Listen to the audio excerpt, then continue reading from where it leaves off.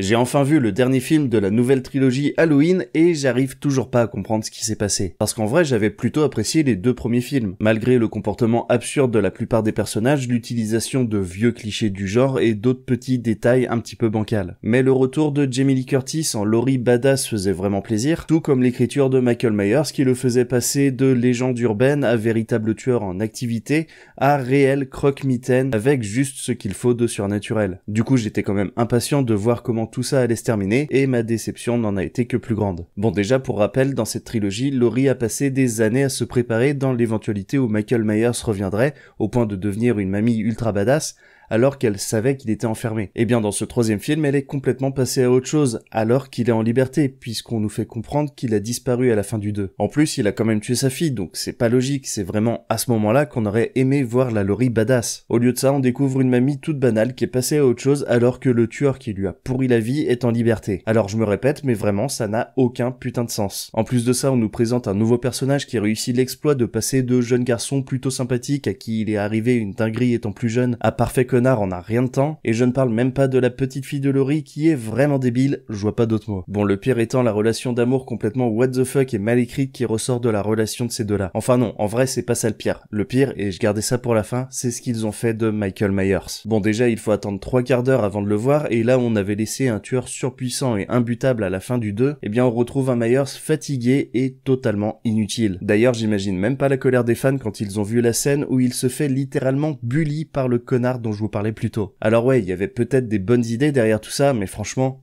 c'était pas des bonnes idées. Au final, le seul truc que j'ai kiffé dans tout le film, c'est la mort du gamin au début parce que c'était juste hilarant. Mais genre, j'ai rigolé de bon cœur. Alors que, au vu du reste du film, je pense pas que c'était le but. Mais franchement, je vous jure, c'était presque aussi drôle que la mort du gamin dans Death Note 2 pour ceux qui voient de quoi je veux parler. Enfin bref, je suis dégoûté, il y avait moyen de faire quelque chose de vraiment épique et au final, c'est juste un énorme gâchis.